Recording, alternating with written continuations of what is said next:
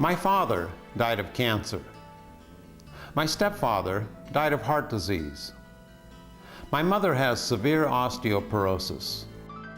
My sister-in-law is diabetic. A friend of mine was just diagnosed with breast cancer.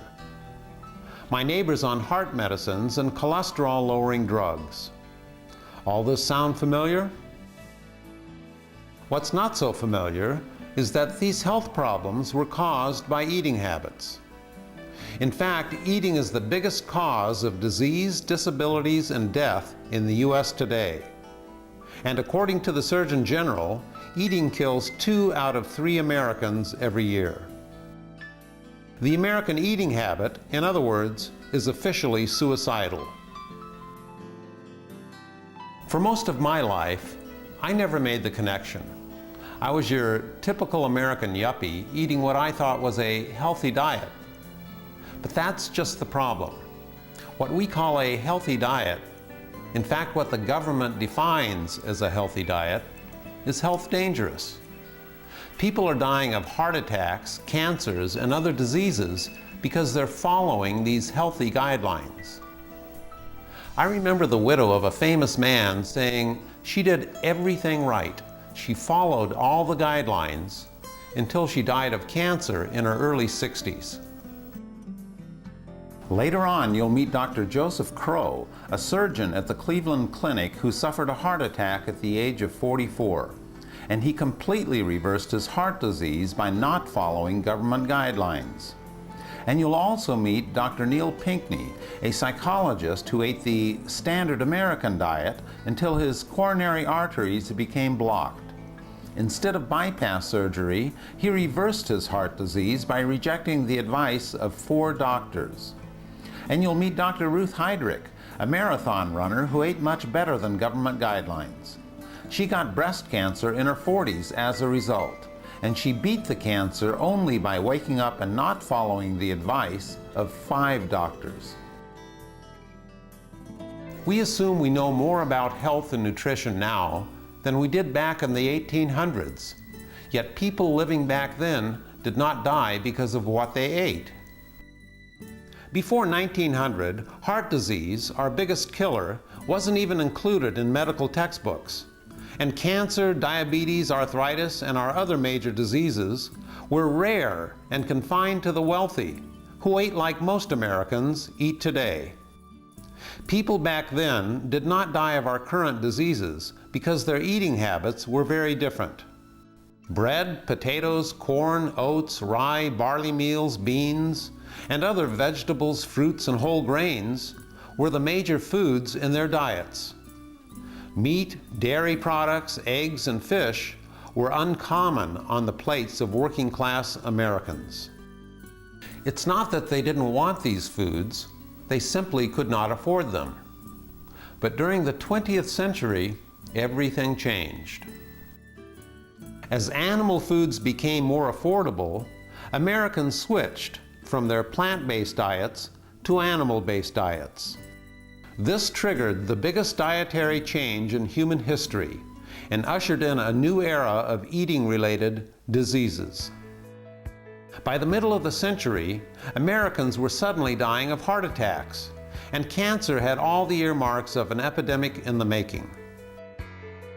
In the last half of the century, we doubled our meat consumption, until the average American was eating more meat than they weighed, 225 pounds of meat every year. And while we were gorging ourselves on meat, our consumption of plant foods was reduced to iceberg lettuce, greasy French fries, and ketchup.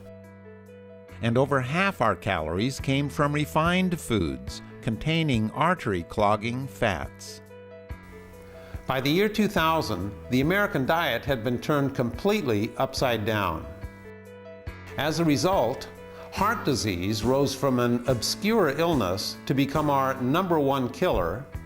Cancer, diabetes, and other little-known diseases became household names. We became the fattest nation on the planet, and we turned eating into the most popular form of unassisted suicide. Today, the majority of school children already have signs of heart disease, and many are now taking cholesterol-lowering drugs. And 85% of adults suffer from hardening of the arteries, and half of the entire population will die prematurely due to heart disease. And over 40% of the population will develop a life-threatening cancer. We've become a nation of walking wounded because of our diet. What Americans consider to be a healthy diet today is like a train wreck to the body. By age 65, we stuff over 50 tons of food down our throats, enough to fill 6 of these garbage trucks. In those quantities, the type of food you eat can devastate your body. Take a look at this staggering list of just some of the health disorders and diseases that are linked to our current eating habit.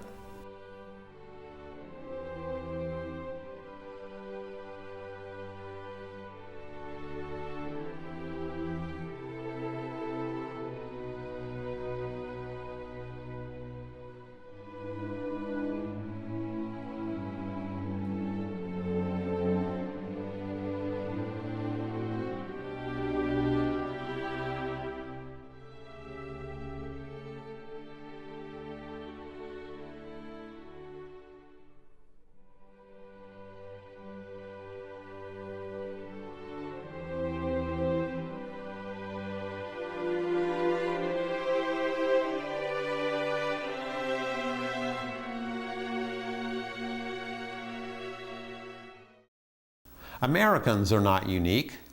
When people in other parts of the world abandon their traditional plant-based diets and start eating like Americans, they start dying like Americans. The pattern is not only obvious, but totally predictable.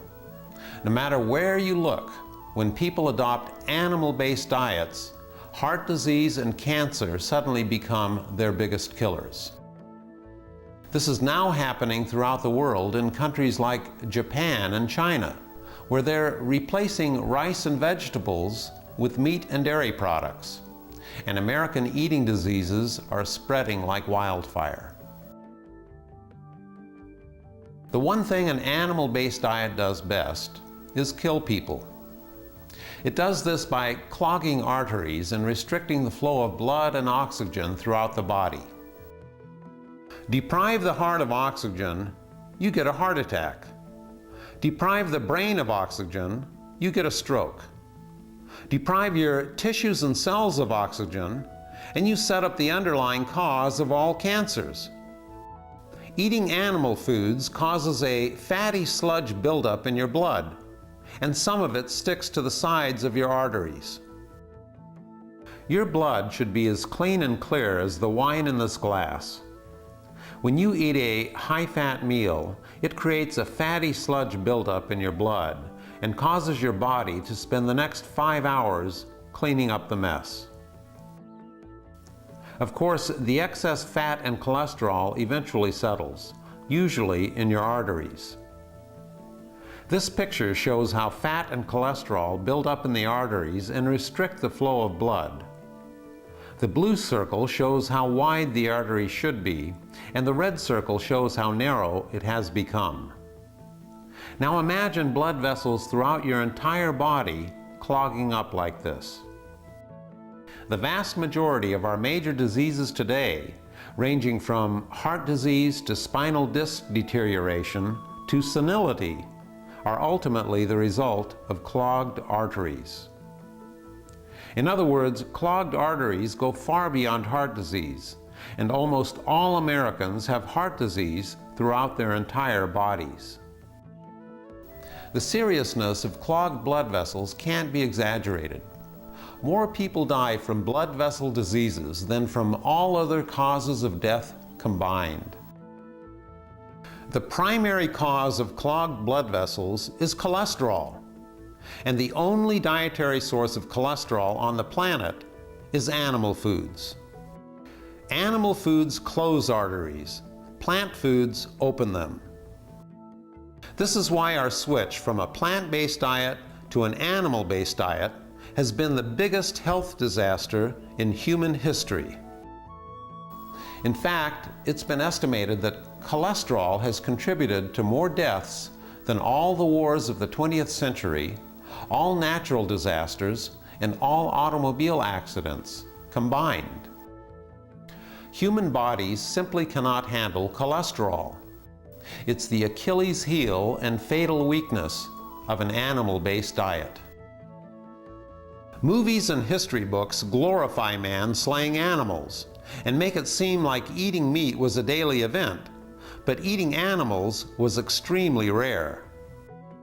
In fact, ancient man was more the hunted than the hunter. Since the beginning, some 5 million years ago, humans have been, for all practical purposes, plant-eating vegetarians, living on fruits, leaves, nuts, berries, and other plant foods. Ancient humans ate over 800 varieties of fruits and vegetables. We can eat an unlimited amount of plant foods with health-enhancing effects, but we can only eat a tiny amount of animal foods before our arteries start to get clogged. Cholesterol has been called the animal's revenge because the animals you eat leave a little bit of themselves behind in your arteries every time you eat them, and they'll kill you from their graves. Our liver produces all the cholesterol we'll ever need on its own, and the requirement for cholesterol in our diet is exactly 0. Just ask Dr. Joseph Crowe, a doctor at the Cleveland Clinic Foundation. Dr. Crowe had no family history of heart disease. He was fit, did not smoke, and had a total cholesterol of just 156 when he suddenly experienced a heart attack at the age of 44. In fact, I was about as close as you can get to not seeing tomorrow, so to speak. My diet was, I would say, pretty much a standard, American diet. We would eat chicken, fish, and we would eat, beef. But I wouldn't say every day.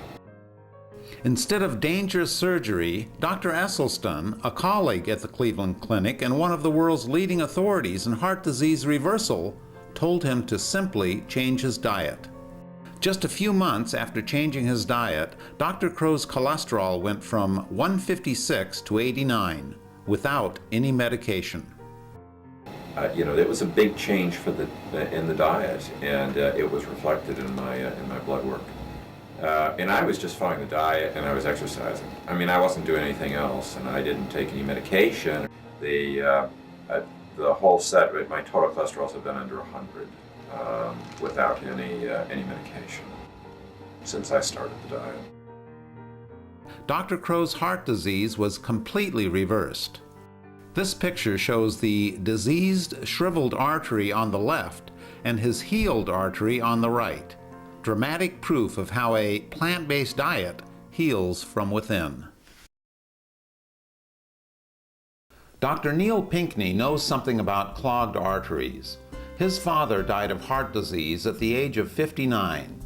At the age of 58, Dr. Pinckney almost met the same fate when he discovered that his main coronary artery was 100% blocked and the other two were 90 and 85% blocked. What I did was I thought I was doing all the healthy things. I gave up a lot of steak and roast and pork and ate chicken and fish instead. And I ate white meat chicken breast. Well, I didn't know that a white meat chicken breast had just about the same amount of cholesterol as a T-bone steak. I had no idea, and I was a cheeseaholic. Not only did it give me much more sodium than I needed, but it was giving me 60 or 70% of my calories from fat, when now I'm only at 10% of my calories of fat. It was cheese and the other foods were plugging up my arteries and sending me to the hospital.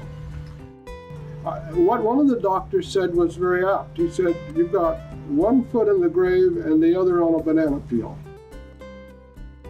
His cardiologist told him he needed emergency bypass surgery or he would die. He decided to save his own life by walking away from that surgery. And they said, "Well, you don't want this life-saving procedure?" And I said, "No, it's against my religion. They all looked at me very quizzically and said, "What is your religion?" I said, "I'm a devout coward." So with that, against their advice, I went home to learn about how I could repair the damage myself and do something on my own to reverse the heart disease. And I did. After leaving his surgeons behind, Dr. Pinckney began reading books on reversing heart disease and changing his diet. My angina, the pain that was so severe, within 2 weeks it was almost all gone. Within 2 months it was completely gone, and I started walking up. I couldn't walk 200 feet without severe pain and have to sit down. And just 3 months later, I was walking 2 miles up a steep hill with no pain. 7 months after I started this program, I finished in the middle of the pack of an 8.2 mile Great Aloha run, and I had never run a race before in my life. The chief of cardiology was so amazed, he couldn't believe it, that he started sending his patients to my support groups instead of to bypass surgery. 99% of the people who are scheduled for bypasses shouldn't have to have them, as long as they're willing to make changes in their lifestyle. That seems to be much more sensible than having a stent put in, which will close up again if you don't change your lifestyle, or a bypass operation, which will plug up again eventually, maybe in a year, maybe in 5 years, but it's going to plug up again unless the lifestyle has changed. Dr. Esselstyn is one of the world's leading experts at treating heart disease. He says heart disease can be stopped in its tracks and reversed by adopting a simple plant-based diet. He should know. He's conducted the longest and most successful heart disease reversal program ever. Well, the American Heart Association is recommending presently to maintain a cholesterol under 200, and the dietary fat in here would be less than 30%. But if you look at people who are consuming a fat level of 30%, not only have we never seen regression of disease at that level, but indeed there are studies that indicate there is progression of disease at that level. So literally, if you follow the guidelines of the American Heart Association Step 1 diet, that literally guarantees that millions of Americans will continue to perish from this disease. What happens when our nutrient support comes from foods that not in a decade, or not in 2 decades, or not in 3 decades, but eventually will cause us to be ravaged by these disease conditions that really occupy about 70% of medical therapy that we see today. We know now, from data that we have, that through the so-called brachial artery tourniquet test, that with a single needle you can demonstrate the endothelial injury that occurs to the vascular system. And that's the problem with today with the most well-intentioned internists and cardiologists, that you're only having roast beef once or twice a week now, no longer regularly. You're only occasionally having chicken. You're eating less cheese, you're eating less cream, you're eating less butter. And as a result, instead of pouring gallons of gasoline on the fire, you're pouring quarts of gasoline on the fire. And as a result, the fire doesn't go out. This is tremendously empowering for the patient, because the patient has become the locus of control, not the cardiologist, not the surgeon. And it's so reassuring to them to think that I am in charge of this disease that previously was trying to destroy me. Not only do you escape stroke and heart attack, but this also would include obesity, hypertension, adult-onset diabetes, and the common Western cancers of breast in the female, prostate in the male, and colon in both. So I think the spin-offs here, in terms of overall health, are extremely profound. Mainstream medical authorities recommend a cholesterol level of under 200, yet 1/3 of all new heart attacks occur in people with cholesterol levels between 150 and 200. The only safe level is under 150, and health authorities know it. This was established years ago in the largest heart disease study ever undertaken. Mainstream medical authorities recommend a 30% fat diet, Yet there is not one instance where such a diet has either arrested or reversed heart disease. In fact, that level of fat promotes heart disease. Why such a high-fat recommendation?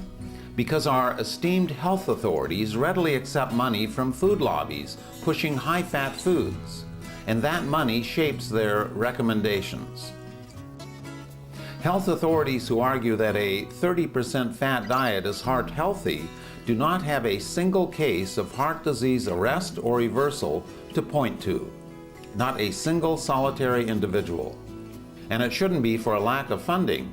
Dr. Neil Pinckney accomplished his heart disease reversal and actually saved money on groceries. And it isn't just coincidence that individuals throughout the world eating low-fat diets do not get heart disease, nor do they get our common cancers. The biggest killer in America today is the result of high-fat diets the American government and mainstream authorities are promoting that are fueled by the money given to them by food lobbies pushing high-fat foods.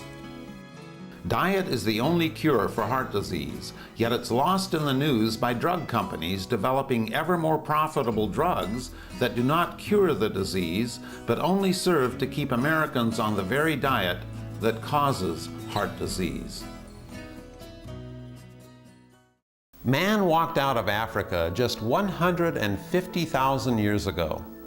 That's the blink of an eye in terms of human evolution. In the mere span of just 100 years, we've become so accustomed to eating animal foods, we think it's the normal, natural, healthy way to eat. It isn't.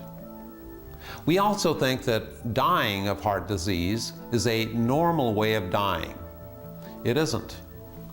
Dying of heart disease is about as normal as dying of a drug overdose, and it shouldn't happen at any age.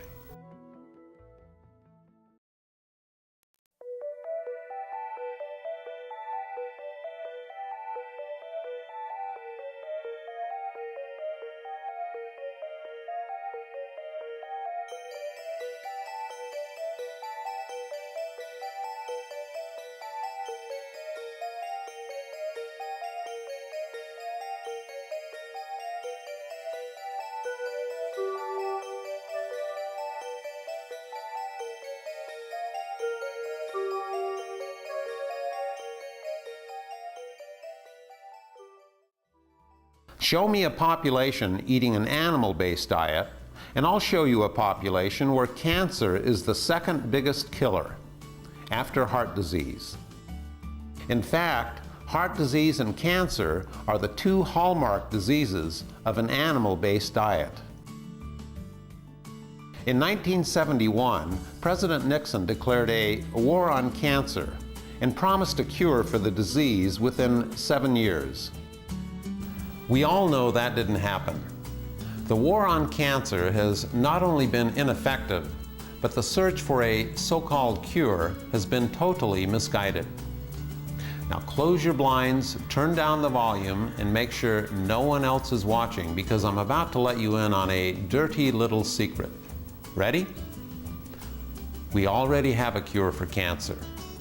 It's called the immune system. Your immune system not only protects you against colds and flus, but it's been protecting humans from cancer since the very beginning. It's the only cure for cancer we have. Always has been and always will be. The biggest cause of cancer is not radiation, chemicals in the water, or pollutants in the air, but a weakened immune system that cannot recognize and kill cancer cells. In other words, you can't prevent cancer. You're going to get cancer cells in your body. The average adult gets at least one cancer cell in their body every single day, and there's nothing you can do to prevent this from happening. The question is not whether you'll get cancer, but whether your immune system is healthy enough to kill cancer cells and stop them from multiplying. Autopsy studies have shown that by age 50, almost half of all women have breast cancer, and 40% of men have prostate cancer.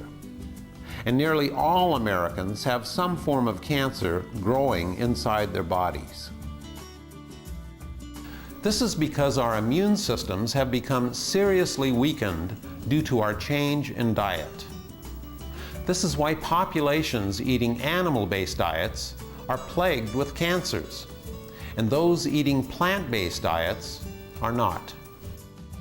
Don't look to the cancer industry for a cure. The cure for cancer is right inside you. And the only way to win your personal war on cancer is to strengthen your immune system by changing your diet. Plant foods are the only foods that strengthen the immune system and contain cancer-fighting nutrients. So a change to a plant-based diet turns out to be the only real cure for cancer we have.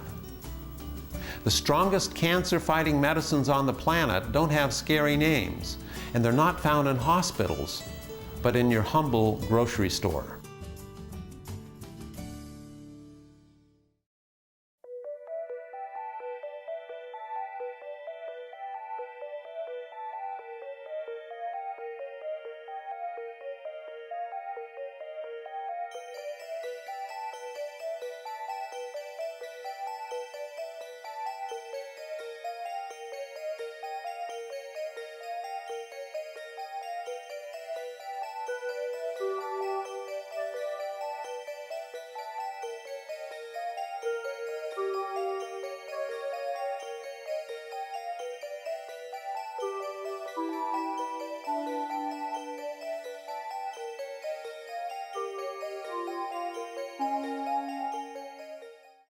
The founder of the macrobiotic diet actually cured himself of cancer by adopting a 100% plant-based diet that strengthened his immune system. A surgeon developed breast cancer and her tumor grew to the size of a grapefruit. She rejected conventional treatments and completely cured her cancer by radically changing her diet and lifestyle.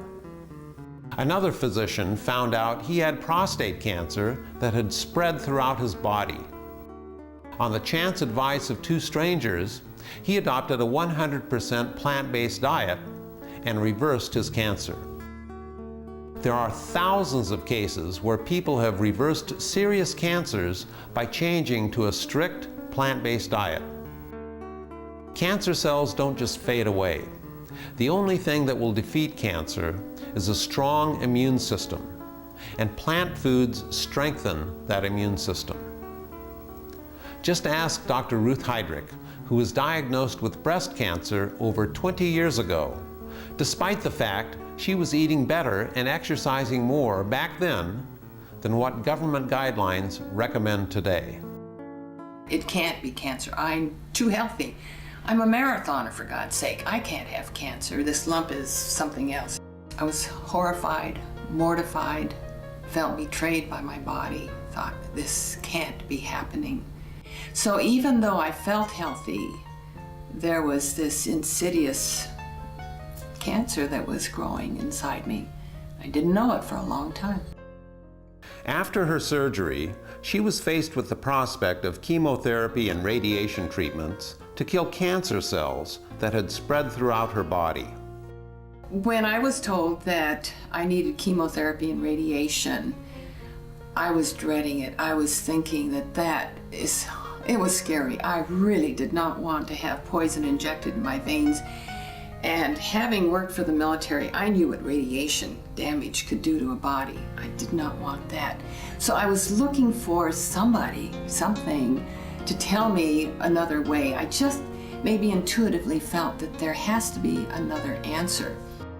She sought not just a second opinion, but 5 second opinions, until she found Dr. John McDougall, who said in no uncertain terms, her breast cancer was caused by her diet. Before my dietary change, I ate what I call the SAD diet, the standard American diet. Well, I knew that it wasn't diet in my case, but let's prove it to the world. And I knew because I was not eating any red meat. I had only skim milk and chicken and fish. And so when I went to see Dr. McDougall, he said, that's the diet that caused your breast cancer. I was shocked. He said, if you want to save your life, change your diet. And of course my response was, let's see, let's prove it one way or the other. And then I thought, oh, it's too late. And he said, no, it's not too late, because your immune system, you've had the surgery, you've removed that tumor. Now what your body has to do is kill off those stray cancer cells that have, without any doubt, already spread through your body. What your body now has to do is kind of a mop-up operation. And that's what diet enables that immune system to do. The major point, though, is that you search for the cause. Breast cancer is a symptom of a lousy diet. She refused chemotherapy and radiation treatments and switched to a 100% plant-based diet. 20 years later, she's cancer-free and credits her new diet with saving her life. Breast cancer thrives in an estrogen-rich environment, and women in America are literally swimming in estrogen, with levels up to twice as high as women eating plant-based diets. Animal-based diets also cause girls to begin their menstrual cycles at a much younger age than girls eating plant-based diets. In just 140 years, the average age of puberty in U.S. girls has dropped from 17 to 12, and menopause starts 4 years later. In other words, an animal-based diet has added 9 years of menstrual cycles to the lives of women. How do we know this is caused by diet? Because girls raised in the U.S. and throughout the world on plant-based diets reach their puberty at the normal age. Usually, parents take great pride as they see their children mature, and they think, oh, my daughter's, we're getting graphic again, started her periods when she was 11 years old, and they think that this is good. Actually, it's bad. It increases the risk of breast cancer, premature death, heart disease, all these other problems. We need to turn it around and try to delay the onset of puberty in our children. Men on animal-based diets also reach puberty earlier and have abnormally high levels of testosterone. And studies have linked high testosterone levels to prostate cancer. Men throughout the world eating traditional plant-based diets have normal testosterone levels and don't get prostate cancer. Cancer just doesn't go away on its own, and it will return with a vengeance if your immune system can't fight it. When you look around the world, populations eating animal-based diets have skyrocketing rates of breast and other cancers, compared to those populations eating plant-based diets. When I was diagnosed back in 1982, the incidence of breast cancer in women was 1 in 14. A couple of years after that, it was 1 in 12. Then I watched it 1 in 10, 1 in 8, and it's still increasing in frequency. And if you look at this planet Earth, and again, the incidence of breast cancer all around, you find it is highest in those countries that eat the most animal foods, that have the highest fat consumption. And conversely, breast cancer is extremely rare in those countries that can't afford to eat animals.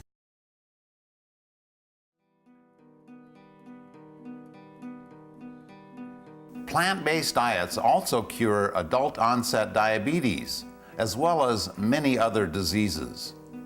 The American Diabetes Association will tell you there is no cure for adult-onset diabetes, which simply means there is no drug that will cure the disease. And yet, adult-onset diabetes is easily and quickly cured with a change in diet and lifestyle. So I don't really believe there are any intelligent people in the scientific community that have any doubt that type 2 diabetes is caused by the rich Western diet. I think everybody agrees with that. But what they don't do is they don't take the next step, which is say, okay, this is the cause of it, so what you ought to do is you ought to change your diet. They come in and get on this program, and in 24 hours, they have cut their insulin by half. on day number 5 or 6, they don't need insulin at all, ever again. Now that, when you hear about it, I know sometimes you may hear things like this and you think, that's impossible. How could that be true? You know, the doctor says this is incurable. You can't reverse it. It is not true. You can completely heal diabetes, and very, very quickly. In most cases, 5 to 7 days. We have a few cases that are particularly severe. It might take 2 weeks. We find in 5 to 7 days someone with type 2 diabetes, if they eat a 100% plant-based diet, they're no longer on insulin. I haven't seen that not happen. So yes, the emphasis on treatment by the American Diabetic Association, by the American Heart Association, by the National Osteoporosis Foundation, and so on, they're all in the wrong direction. But they have a lot of big industry money that keeps them focused in that bad direction too. This didn't just happen by circumstance, by happenstance. This happened because there is an active flow of money that keeps them in the direction of drugs and not in the direction of good diet.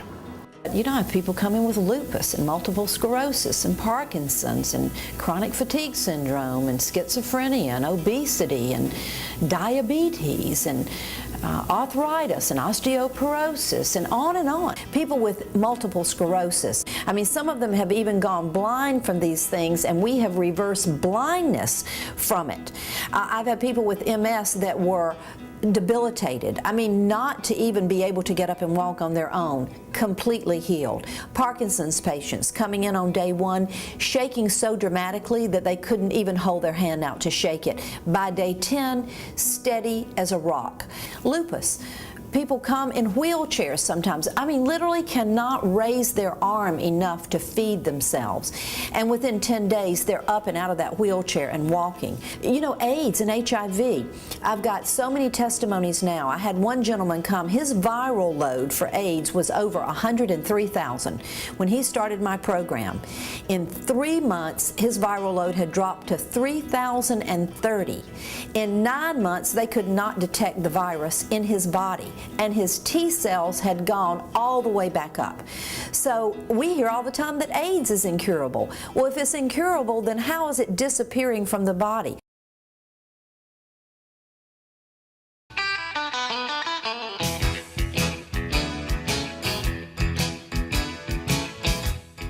If you're like many Americans, you might be thinking, but animal foods have nutrients I've been told I can't live without. Please enter the fantasy land of the animal food industries. In order to keep their profits healthy, some monumental myths have been cooked up about animal foods. If you worry about not getting enough protein, or if you think that milk builds strong bones, you've been brainwashed, and your eating habits have been programmed by advertisements. Both protein and calcium requirements are stupendously easy to meet. In the case of protein, you could eat nothing but potatoes and get adequate amounts of protein. In other words, you'd practically have to be starving not to get enough protein. Protein deficiency is extremely rare, except in areas of the world where people actually are starving. It's really pathetic. We're the fattest nation on the planet, we eat like horses, and we worry about something that will only happen if we're starving. Instead of your first nutrition worry, protein should be your rock bottom last. And if you're worried that not eating animal protein will somehow compromise your health, make you weaker or less manly, nothing could be further from the truth. In fact, it's just the opposite. Animal food actually makes you weaker. In every endurance test ever conducted, those eating plant-based diets outperformed their meat-eating counterparts. In fact, when participants adopted a diet high in meat, milk, and eggs, they all performed worse. And Olympian Carl Lewis had the best year of his career, the first year he switched to a 100% plant-based diet. Lori Ann Lloyd fuels her body with a plant-based diet, and that has won her the world record in the obstacle course. And her record still stands unbeaten. A lot of people have been on the obstacle course. Firemen, policemen. I do it because it's very challenging. Females are, I think they're more athletic than most people realize. Lori, we call Lori the bionic woman. She's not human. When you see what she does on this course, she's not human. She's not.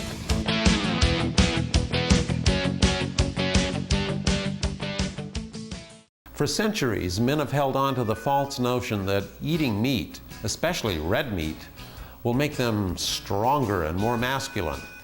But in fact, not only does it diminish their physical performance, but men end up far less virile because their arteries get clogged. And among many other things, clogged blood vessels cause impotence. Not too manly. High-fat meals also cause fatigue and make you limp. Get your Viagra and vegetables, not a pill. The meat myth is simply a fairy tale. Get your protein without the fat and cholesterol. You'll not only open your arteries, but your love life as well. All the foods listed here will easily meet your protein and other manly requirements. The protein content of many plant foods is even higher than beef, and unlike beef, these foods will never clog up your plumbing.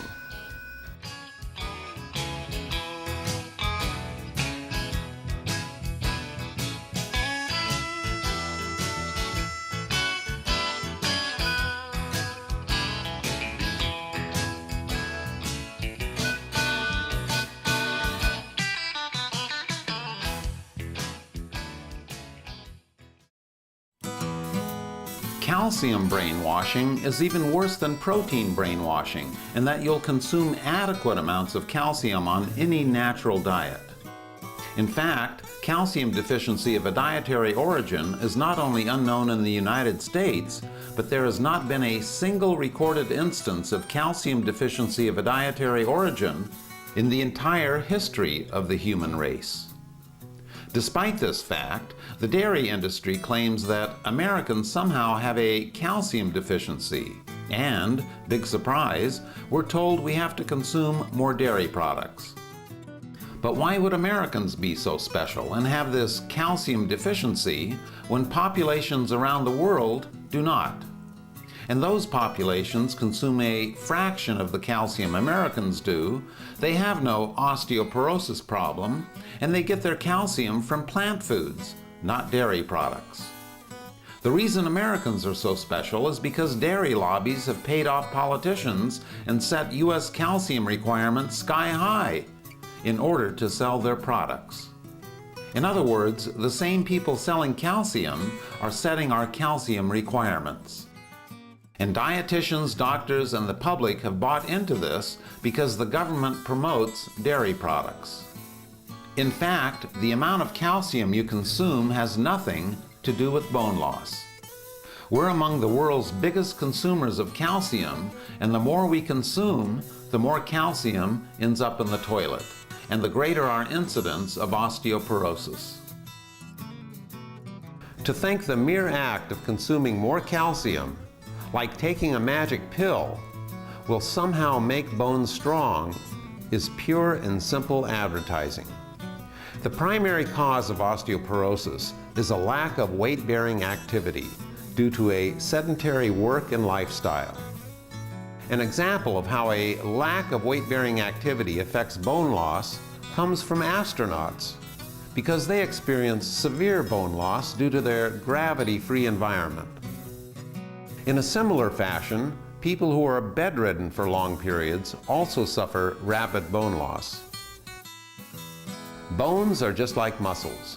They get stronger and grow only when you put them under stress, just as muscles get stronger when you exercise them. Bone is just like muscle. If you want to build a real bicep, you know what you have to do? Most people know that you can't just pop a protein pill and that it goes right to the muscle and builds it up. You have to really stress it. You have to put a lot of weight on it. Right underneath that muscle, we got a bone.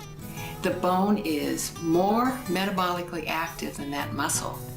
When that bone is being stressed, or if you're lifting weights like this, the bone is saying, whoa, wait a minute, we're not prepared for this. We better lay down some stronger bone, and that's what happens. In the past, we used to get paid for physical activity.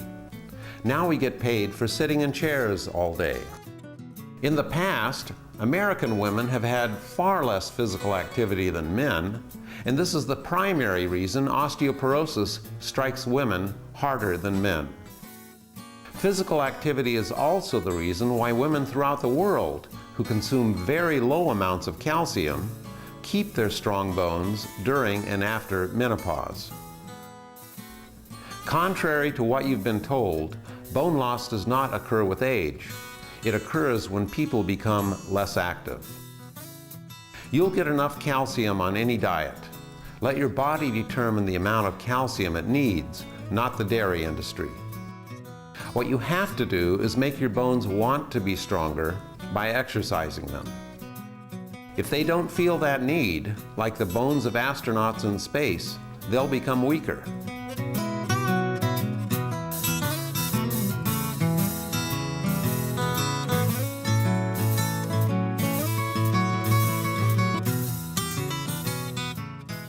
Sharing heart disease among family and friends is part of the American way of life, and to suggest you not share diseases with your loved ones is downright un-American. Many people have taken to sharing the so-called lighter meats, like chicken, turkey, pork, and fish, thinking this will somehow prevent bad things from happening to their family and friends. If your doctor told you eating lighter meats will lower your cholesterol, you're just playing with your food. What's the difference between white meat and red meat, in your opinion? It's a question of whether you want to be shot or hung. I mean, If you get a 3-ounce piece of steak, you get 75 milligrams of cholesterol. If you get a 3-ounce serving of white meat, skinless chicken, you get 72 milligrams of cholesterol. I mean, basically it's pretty much the same. Health authorities like to talk about reducing risks by eating lighter meat, but reducing the risk of a heart attack isn't preventing one. The only way you're going to prevent a heart attack is to get your cholesterol below 150. And eating lighter meats won't get you there. So what about that good fat in fish?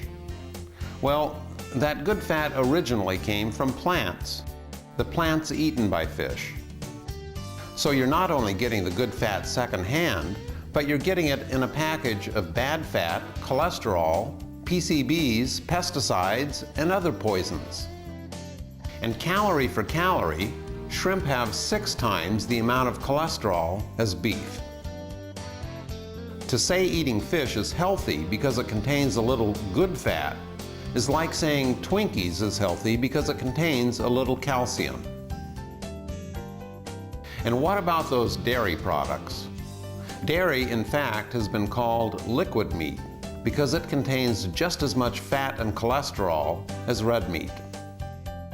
Drinking 3 glasses of milk a day, as the dairy industry and our government recommends, gives you the same amount of artery-clogging cholesterol as eating 21 slices of bacon. A pint of ice cream is worth 24 slices of bacon. And at least one protein in dairy may trigger the onset of insulin-dependent diabetes in children. At least one hormone in dairy has been strongly linked to breast and prostate cancer. Over 50% of school children are allergic to dairy, and 70% of the population is lactose intolerant, particularly people of color.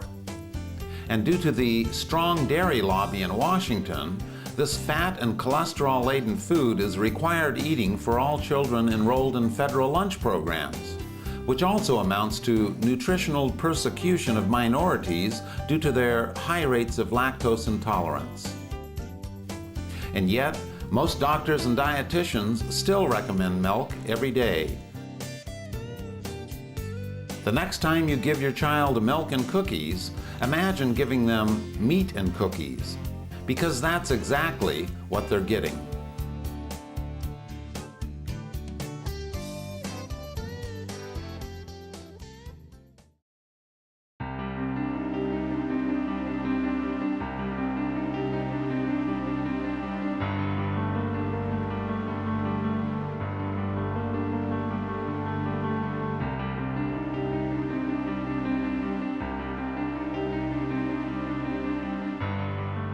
We live in a strange world when it comes to eating. Don't you think it's strange that 1/3 of our raw materials and fossil fuels are consumed raising animals to eat? Don't you think it's strange that with the fuel used to create just a single hamburger, you could drive a car 20 miles? Don't you think it's strange that it's actually cheaper to drive a car any distance than to walk that same distance if your calories came from beef? Don't you think it's strange that hamburger, one of the most resource-intensive and expensive foods on the planet, costs less than raspberries? Ever wonder how it's possible that fast food chains can still sell a hamburger for 99 cents? It's possible because of politics. Because our politicians provide massive subsidies to the animal food industries in return for political campaign financing. And without these subsidies, the cost of animal foods would be like it was in the past, and only the wealthy would be eating themselves to death. Because beef steak today would cost over $90 a pound without these subsidies. You may think you're calling the shots when you're preparing meals, but there's a politician in your kitchen, and he's already decided what you'll be eating tonight. In fact, the most health-dangerous eating habit in human history is purely the result of government interference in the marketplace. Not only do animal food industries get subsidies to keep them in business, but they get a determining influence on our nutrition policies as well. The animal food lobbies have had their claws into everything from designing the government food pyramid, to staffing government bureaucracies, to setting our nutritional standards. And having these industries on government committees that decide what's healthy for Americans is like having Joe Camel on a committee designed to help people quit smoking. This is why so many Americans do everything right, yet die from following government guidelines. Food industries spend $30 billion a year marketing their products. The marketing effort to promote natural whole foods is a mere $30 million a year. In other words, we spend over $100 per person each year promoting foods that cause disease and shorten lives, and only a dime promoting foods that prevent disease and prolong lives. The average consumer doesn't have a chance. Between government endorsement of animal products and heavy advertising, the typical American eats like a trained seal, and the training starts early. The average child is exposed to over 10,000 food messages on television every year, and our eating habits are an exact reflection of marketing efforts. Sad as this may sound, the best thing you can do for your child's health is to turn off the television. Not too long ago, Americans thought there was nothing wrong with smoking. Doctors smoked and even recommended cigarettes to their patients. Cool Cigarettes ran ads that their product actually prevented colds, and the media was filled with health claims for cigarettes. The tobacco industries used doctors to prove their case, and they used health claims in their slogans.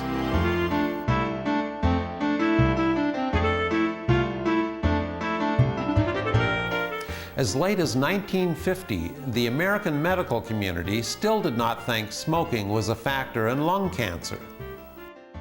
And the American Medical Association had a cozy financial relationship with the tobacco industry.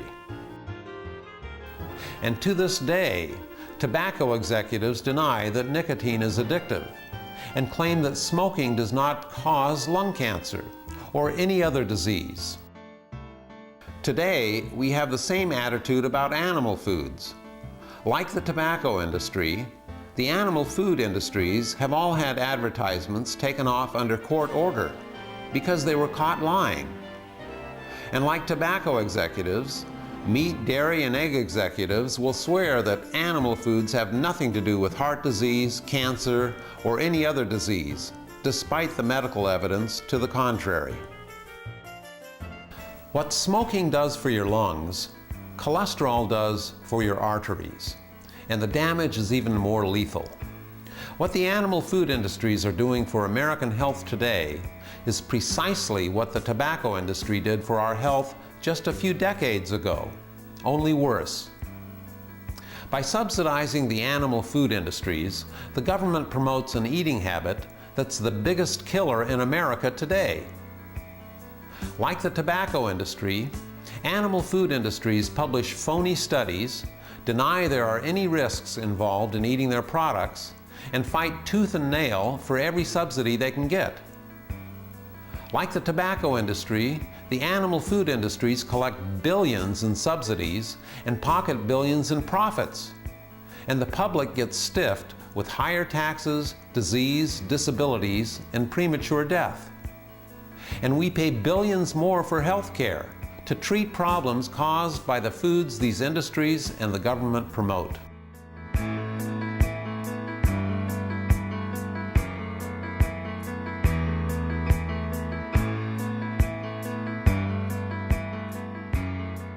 When I first changed to a plant-based diet, I switched overnight, and my diet evolved as I learned more about food. I can't imagine myself ever eating any other way. It's the most delicious and varied diet I can conceive of, and those who think otherwise simply haven't tried it. It's not like you have to eat Brussels sprouts all day. This is really an old-fashioned diet. All you have to do is reorient your thinking about food. We're all attached to our favorite animal foods, and it's difficult to give them up. So if you're unprepared for a complete switch, do the best you can by gradually replacing foods in your diet. Eat the old-fashioned way by making animal foods only a very occasional part of your diet, until you feel comfortable making a complete switch. It's actually a lot easier than you think. Your diet can evolve, but keep pushing it. The closer you move to a complete plant-based diet, the greater the health benefits. When you follow a whole foods plant-based diet, you'll notice several things immediately. First, you'll discover you were constipated and didn't even know it. Your bowel movements will be easier and more frequent. Be happy. Your body's getting rid of toxic substances on a regular basis. The second thing you'll notice, if you have it checked, is a drop in cholesterol. Well, the first time I'm in Dr. McDougall's office, he had said, bring your medical records with you. He's looking through everything and he said, I said, what? He said, your cholesterol is high, 236. You know, at that level, you are at as great a risk of having a heart attack and dying of heart disease as you are the breast cancer. Dr. McDougall said, change your diet and it'll take care of the cholesterol as well. 3 weeks later, exactly 21 days later, back in his office, blood test, cholesterol 160. 236, 160 in 3 weeks. No medication, no nothing. Just quit eating the stuff and it goes away. My own cholesterol went from 372, it's now 124. The third thing you'll notice is weight loss. What you won't notice immediately are the changes going on inside you. The clearing of fat and cholesterol from your blood vessels, the freer oxygen flow to all parts of your body, the strengthening of your immune system, and many other changes that will make you healthier and happy you adopted a new way of eating. And the changes this diet can make to your health by just opening up your blood vessels can be profound in many different ways. Long before our food revolution, Thomas Edison wrote, "The doctor of the future will give no medicine, but will involve the patient in the proper use of food, fresh air, and exercise." If you ask your doctors what you should be eating to fight arthritis, menstrual cramps, or cancer, they won't have a clue. But they will know what drugs to prescribe. But drugs only treat symptoms. Cholesterol-lowering drugs treat a symptom of a bad eating habit. Treating the cause of high cholesterol means eliminating cholesterol from your diet. The most often heard phrase in the cancer industry is early detection. But that's early detection of a symptom. The real cause of cancer is a weakened immune system that's weakened by the foods we eat. Tragically, the bulk of our vast medical establishment is dedicated to treating symptoms, not causes. And symptoms of diseases that were not even common before 1900. The mutilating surgeries, the billions of dollars spent on drugs, are for the most part treating symptoms of a lousy diet.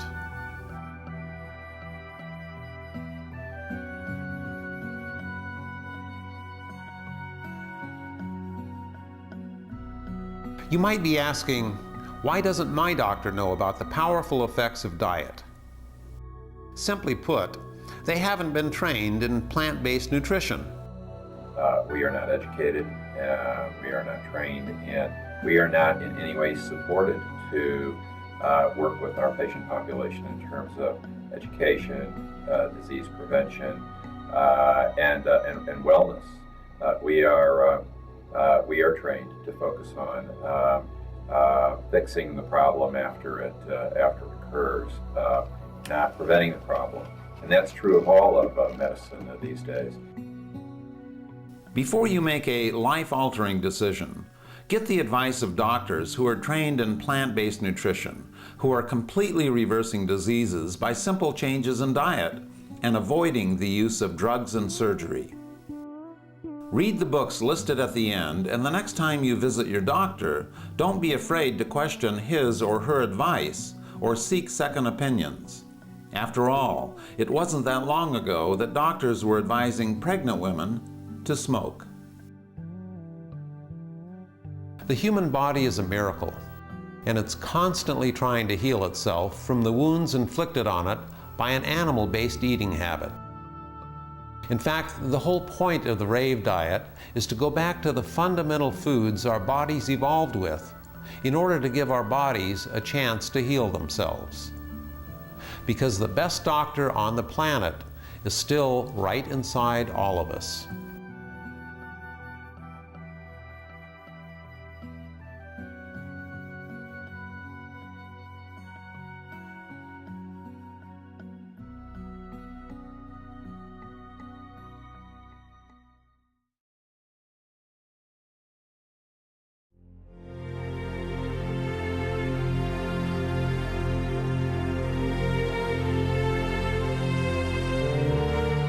Raising animals to eat is the most inefficient, wasteful, and environmentally destructive method of producing food imaginable. This may surprise you, but we grow far more food to feed the animals we eat than we grow to feed ourselves. Farm animals consume 80% of American corn, 80% of American grain, and over 95% of American oats. 87% of our total agricultural land is dedicated to raising the animals we eat. That's almost half of the entire landmass in the U.S. Almost 90% of deforestation is due to our appetite for beef. To date, over 260 million acres of forest have been destroyed to provide cattle with grazing land, and another acre disappears every 8 seconds. The primary reason the Amazon forest is being destroyed is not to harvest wood or provide more room for a growing population, but to provide grazing fields and land to grow crops that are then exported to feed livestock throughout the world. Not only does Brazil export most of its crops, but the U.S. exports crops as well, with 2/3 of the U.S. grain harvest going to feed cattle in other countries. So cheap meat can then be imported back into the U.S., and fast food chains can save a nickel on every burger. For every burger imported into the U.S., 67 square feet of rainforest is cleared. Every second, another acre is gone. Every second, our diet is shrinking the lungs of the world. Today, most of the crops in the world are now grown to feed meat and dairy livestock. Tragically, there is plenty of food for the animals we eat, but not enough for the millions of starving people throughout the world. When we clear forests to raise animals, the carbon dioxide stored in trees is released into the atmosphere. And these forest clearing fires represent a whopping 20% of all greenhouse gases. Our appetite for meat, in other words, is a major factor in global warming.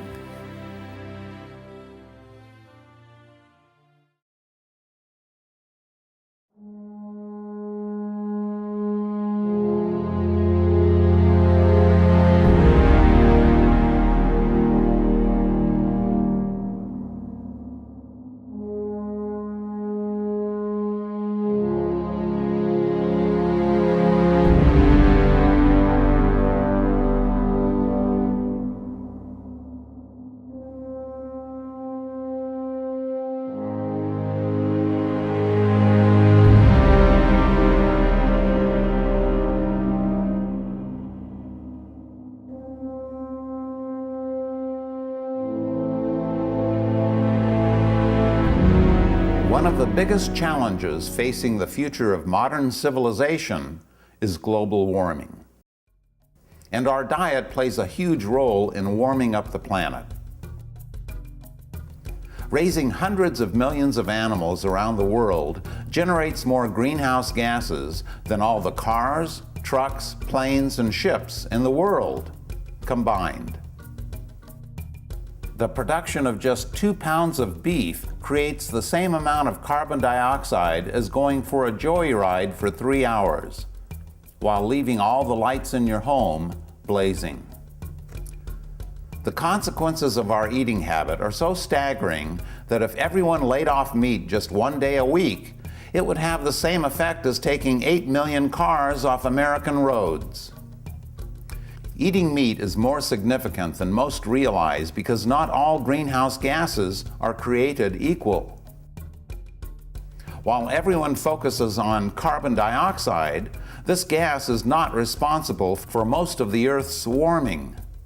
Other gases trap heat far more powerfully than carbon dioxide, and the most important of these is methane. Methane is over 20 times more powerful in trapping heat than carbon dioxide. In fact, methane emissions are responsible for nearly half of the planet's human-induced warming. The number one source of methane? Raising animals for food. Global meat consumption has skyrocketed in the last 50 years, and current consumption is expected to double in the next 50 years, which means our meat-eating habit will be catastrophic for future generations.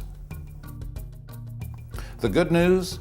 Unlike carbon dioxide, which can stay in the atmosphere for more than a century, methane cycles out of the atmosphere in just 8 years. In other words, by changing your diet, you can have an immediate impact on the cooling of the Earth at every single meal. This is perhaps an embarrassing truth that Al Gore failed to mention in his famous documentary. Embarrassing because his family has always raised Angus beef, one of the biggest methane emitters in the world. Here are his top recommendations. All of these are necessary, but he, like others, have missed the 800-pound gorilla sitting in the room. Not a single mention of the cause of nearly half of our global warming. Hard as this may be to swallow, putting the wrong type of food into your mouth is one of the most significant causes of global warming. And the single most effective thing you can do to help stop global warming is to change your diet. Our diet impacts the environment in many other ways. The massive amount of crops grown to feed livestock and water pastures consumes over half of the fresh water supply in the U.S. It takes 12,000 gallons of fresh water to produce just 1 pound of beef versus 60 gallons to produce a pound of potatoes. 12 miles of the San Joaquin River in California are now completely dry because water has been diverted to grow crops for farm animals. In some areas, so much water has been diverted from hydroelectric dams that nuclear power plants have had to be constructed to make up for the loss of power. The average American uses just 106 gallons of water a day for domestic needs. But if they eat a quarter-pound hamburger, their daily consumption of water jumps by 3,000 gallons. In the year 2000, the average American consumed 69 pounds of beef and a total of 225 pounds of meat. By giving up meat, you'd be saving over 1 million gallons of fresh water every year. If you added to the price of beef just the water subsidies alone, hamburger would cost $35 a pound. Instead of tinkering with your toilets and shower heads, reducing meat consumption is the best way to conserve our fresh water supplies. Our diet is not only using huge amounts of water, but it's actually depleting our freshwater supplies. The largest source of fresh water in the world will be completely dry in less than 50 years. And once it dries up, the breadbasket of the U.S. will turn into a dustbin. That's the legacy our diet will leave to our children.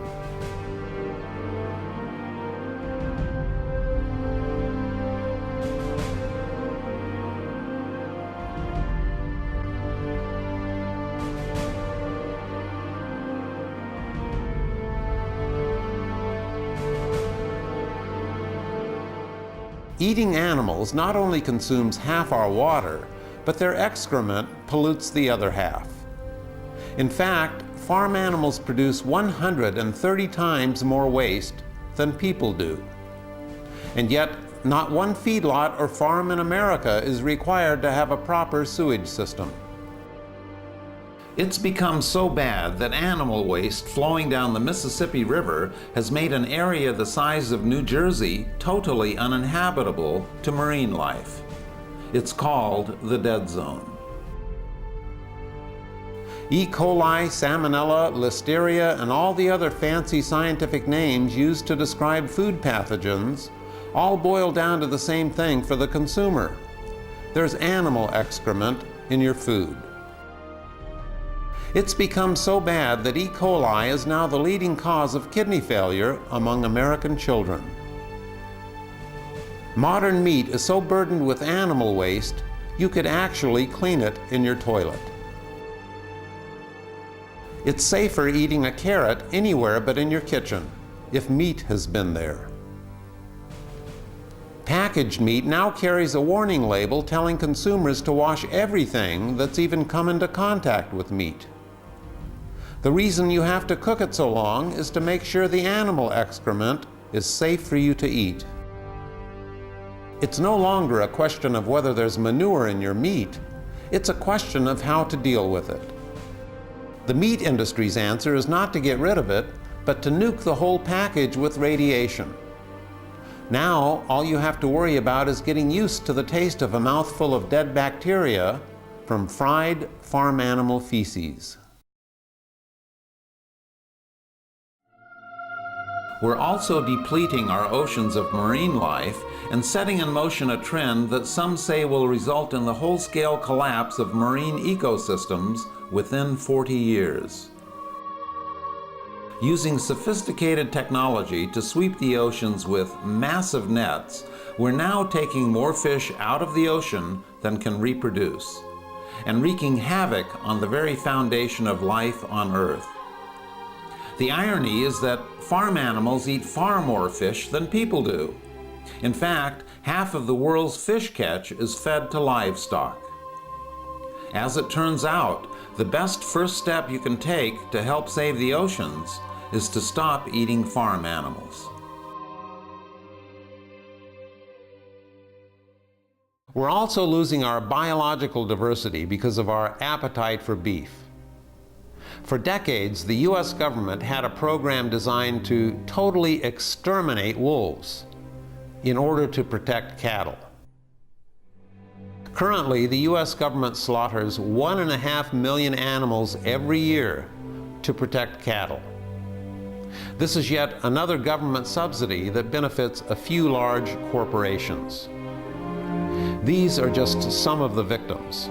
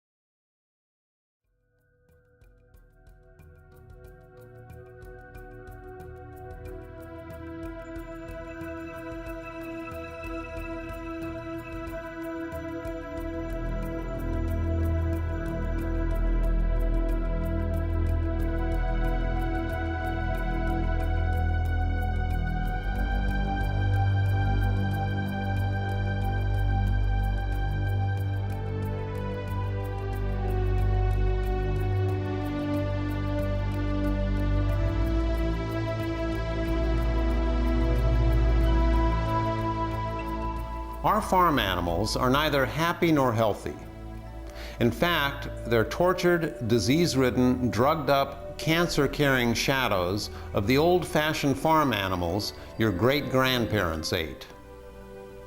Modern farms view animals as machines which can be manipulated to produce more offspring, lay more eggs, produce more milk, and grow faster and fatter than ever before. Farm animals are genetically altered and systematically mutilated to squeeze the last penny from them before they end up on your plates. The picture is not pretty. In fact, the modern farm is more like a concentration camp for animals.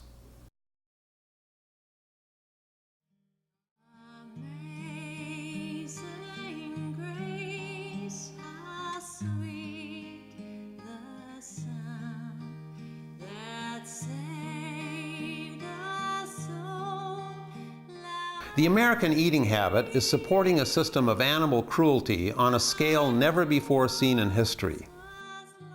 Some of you may think this is only cruelty against animals dumb enough to eat. But would you eat your dog? Or cat? Or horse? Indians consider cows to be part of the family. We eat them.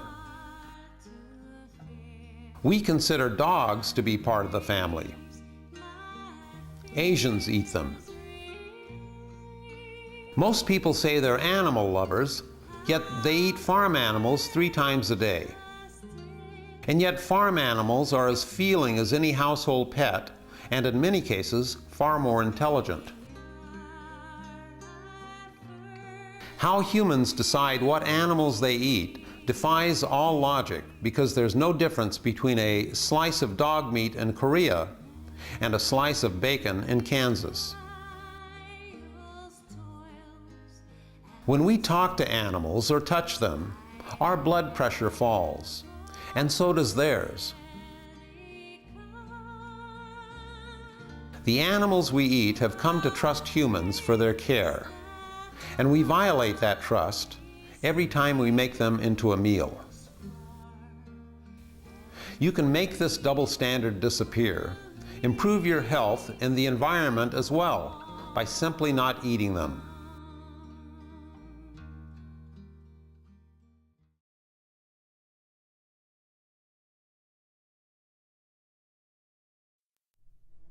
Not only does eating animals cause degenerative diseases, but eating animals has also caused the major infectious diseases in our history, including smallpox, influenza, tuberculosis, malaria, plague, measles, and cholera. These diseases have emerged as a result of taking animals out of their natural habitats and putting them into unnatural settings where their diseases mutate and eventually infect humans. Primarily due to our increasing appetite for animals, 75% of all new infectious diseases discovered during the last 30 years have come from animals. The new strains of influenza and other diseases now coming out of Asia are the direct result of Asians changing to an animal-based diet. In an effort to stop these diseases, 70% of our antibiotic supply is not used on humans at all, but farm animals. And as bacteria become resistant to antibiotics used on farm animals, it makes them less effective on humans. In just 2 decades, penicillin has become only 18% as effective as it once was against common bacteria. In trying to prevent diseases in animals so we can eat them, we have made ourselves more vulnerable to the very diseases we are trying to prevent. As a result of eating animals, we not only kill ourselves with degenerative diseases, but we kill ourselves with infectious diseases that leap from the animals we eat to man. The biggest killer of humans in the history of life on this planet, in fact, turns out to be the human appetite for animals.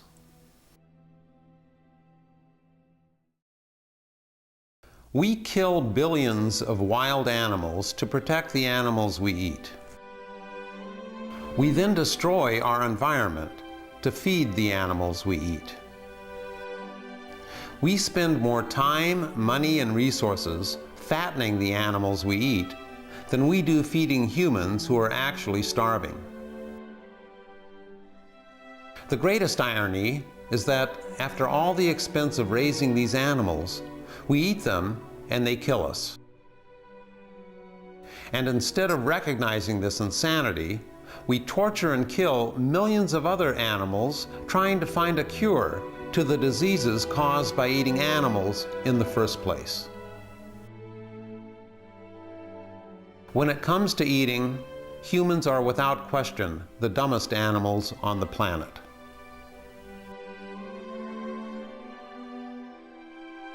The typical American eats over 3,000 farm animals in a lifetime. Here is what Time magazine has said about the health and environmental costs of our eating habit. Much as we have awakened to the full economic and social costs of cigarettes, we will find we can no longer subsidize or ignore the cost of mass-producing cattle, poultry, pigs, sheep, and fish to feed our growing population. These costs include hugely inefficient use of fresh water and land, heavy pollution from livestock feces, rising rates of heart disease and other degenerative illnesses, and spreading destruction of our forests, on which much of the planet's life depends.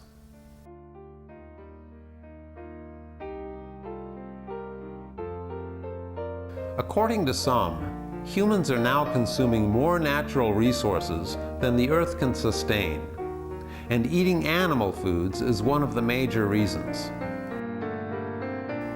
We're currently locked in a vicious cycle of corporate greed that feeds off the political system, destroys American bodies, devastates the environment, and has turned our farms into something we should all be ashamed of.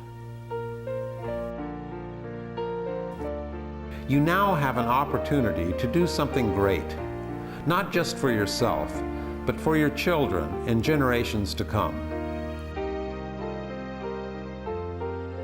The simple act of changing your diet will not only give you a healthier and longer life, but will help reverse an eating habit that's destroying the very fabric of our lives. It all starts with one person. And if enough people change their diets, our modern eating habit can be transformed into something we can all be proud of, that not only benefits our bodies, but the world we live in. Thank you for joining me today.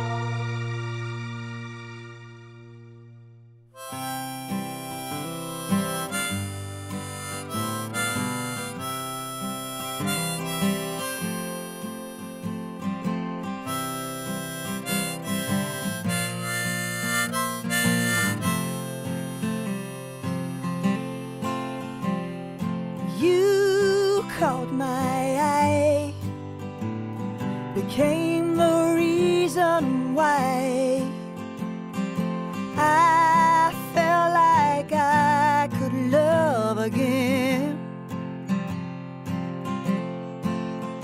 We kissed in the dark, and you asked me for my heart. Now that it's yours, you're afraid. And just 3 words is all I'm asking. Just 3 words. But why do you cry? Just hold me tight and say I love you. Flowers and cards, tenderness and charms. If it's an act